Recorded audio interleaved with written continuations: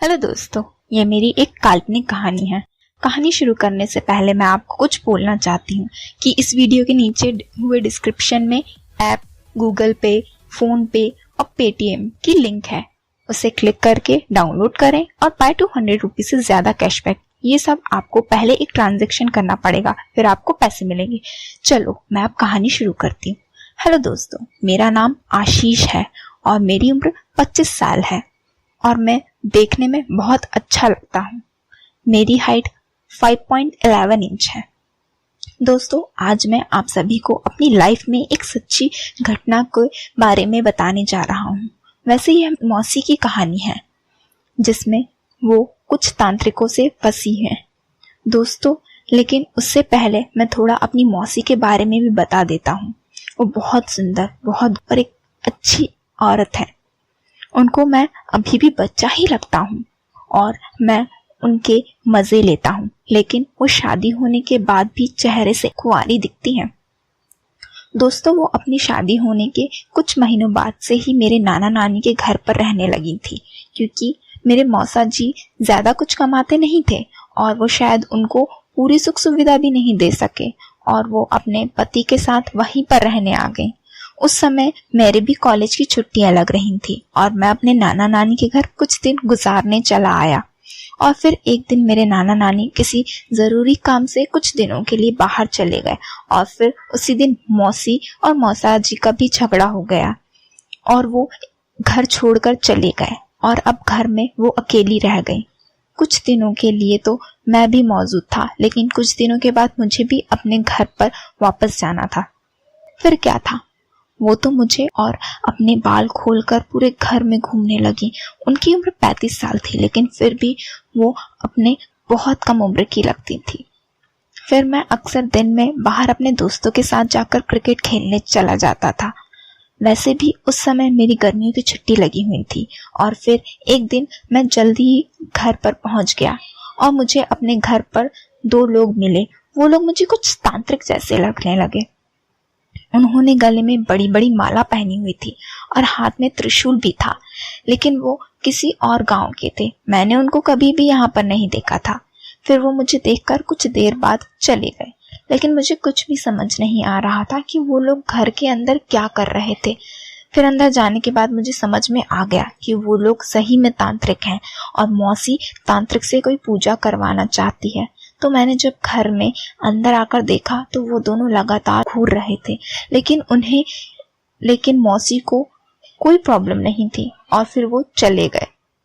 दोस्तों, मैं उस घटना के बारे में दिन भर सोचता रहा, लेकिन मैंने मौसी से इस बारे में कुछ भी नहीं पूछा, क्योंकि मुझे मौसी खुद ही दूसरी दुनिया में लग रही थी। उनका व्यवहार एकदम बदल गया था और फिर मैं रात को यह सब सोचकर सो गया। उनका व्यवहार एकदम बदल गया था और फिर मैं रात को यह सब सोचकर सो गया और अगले दिन मैं अपने दोस्तों के साथ फिर खेलने बाहर चला गया।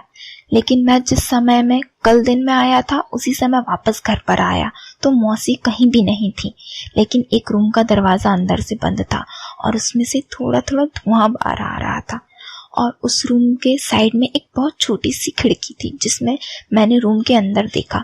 दोस्तों, वैसे तो खिड़की बंद थी, लेकिन उससे भी सब कुछ साफ देखा जा सकता था। और जब मैंने अंदर देखा तो मैं देखता ही रह गया। मेरी मौसी बिल्कुल होश में नहीं थी और जमीन पर बैठी थी। उनकी कुछ पूजा चल रही थी। वो तांत्रिक भी उनके सामने ऐसे ही बैठे हुआ था और मेरी मौसी के पूरे बालों पर तेल लगा हुआ था। मेरी मौसी का क्या नजारा था, और वो तांत्रिक कोई मंत्र बुदबुदा रहा था। फिर उसने मौसी से बोला कि, और मेरी मौसी उठी। फिर उन्होंने खड़े होकर सबसे पहले उस तांत्रिक के पैर छुए और थोड़ी देर बाद चालू हो गई। दोस्त, कुछ वर्ड डायरेक्टली नहीं बोल सकती क्योंकि मेरे बोलने पर YouTube मेरी वीडियो हटा देता है। तो दोस्तों, स्टार्ट करती हूँ। लेकिन जैसा बोला है वैसा ही करना है। तो मौसी बोली कि बिल्कुल वैसा ही होगा महाराज, बस आप मेरे ऊपर अपनी कृपा बनाए रखिए। और फिर उसने कहा कि आज रात में तैयार रहना, और यह कहकर चले गए।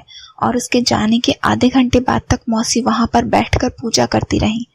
मैं तो बस रात होने का बड़ी बेसब्री से इंतज़ार कर रहा था, क्योंकि हम दोनों अलग अलग पलंग पर आंगन में सोते थे।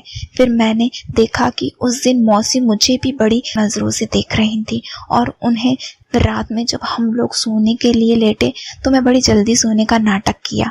लेकिन वैसे भी मौसी को मेरे सोने का कोई फ़र्क नहीं पड़ रहा था, क्योंकि उन्होंने लेटे लेटे बस वो इंतज़ार कर रही थी। शायद अब उनसे भी इंतज़ार नहीं हो रहा था।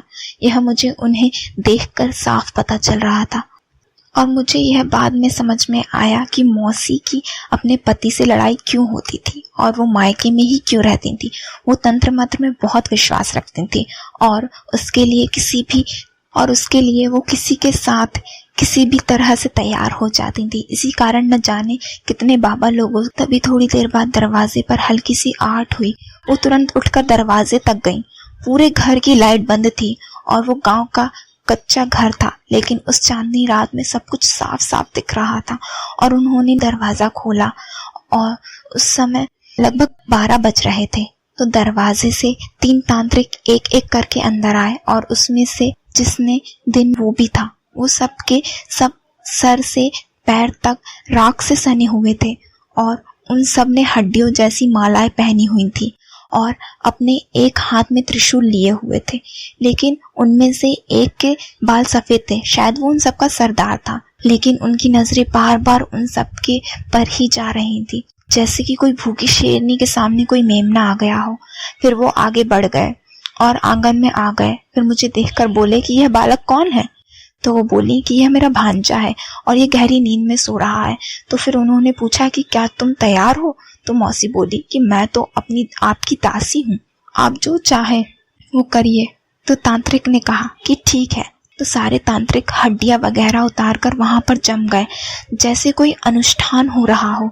फिर उन्होंने अपने गले में लटकी हुई खोपड़ियां उतार दी, और उनके पास धूप वगैरह जला दिया, और अचानक अपने झोले में से दारू की बोतल निकालकर तीनों ने एक एक घूंट मारी। तो मुझे यह सब देखकर बड़ी घिन आई। मैं लगातार सोने का नाटक कर रहा था। सरदार ने उन्हें सीधा बैठाकर चालू हो गया। मैं तो सब देख रहा था। मुझे बहुत बड़ा मजा आया। तो दोस्तों, आपको ये स्टोरी कैसी लगी मुझे ज़रूर बताना कमेंट करके, और मुझे आप बता सकते हैं कि मैं किस टाइप की कहानियां बनाऊं। और दोस्तों, जैसा कि मैंने आपको पहले बता दिया है, नीचे डिस्क्रिप्शन में ऐप की लिंक दे दी है, तो आप उसे इंस्टॉल करके एक पहला ट्रांजैक्शन करेंगे तो आपको 200 रुपीज़ का कैशबैक मिलेगा। तो कहानी के साथ साथ आप पैसे भी कमा सकते हैं। और दोस्तों, आप वीडियो को लाइक शेयर कमेंट करें, और चैनल को सब्सक्राइब करना ना भूलें। प्लीज़ मेरे चैनल को सब्सक्राइब करो। चलो दोस्तों, मैं अब चलती हूँ, मिलूंगी अगली वीडियो में। तब तक के लिए बाय। दोस्तों, जाते जाते एक बात मेरी सुन के जाइए। कैसे क्या करती हूँ। सबसे पहले मैं लिखती हूँ कहानी, फिर उसके बाद उसे मैं वॉइस में रिकॉर्ड करती हूँ।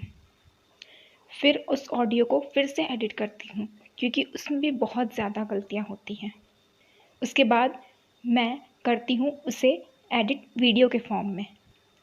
उसमें फिर मैं फ़ोटो एडिट करती हूँ। फिर उसके बाद ऑडियो। उसके बाद मैं सभी टाइप के ट्रांजिशन। उसके बाद वीडियो होती है कंप्रेस। उसके बाद मैं उस वीडियो को डालती हूँ अपलोड पे।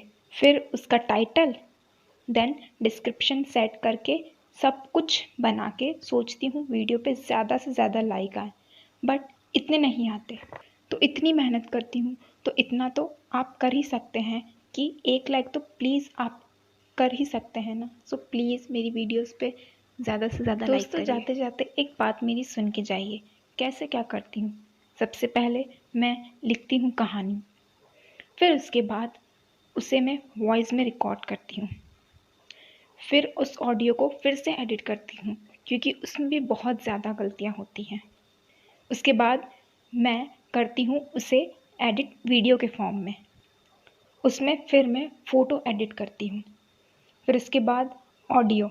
उसके बाद मैं सभी टाइप के ट्रांजिशन। उसके बाद वीडियो होती है कंप्रेस। उसके बाद मैं उस वीडियो को डालती हूँ अपलोड पे। फिर उसका टाइटल,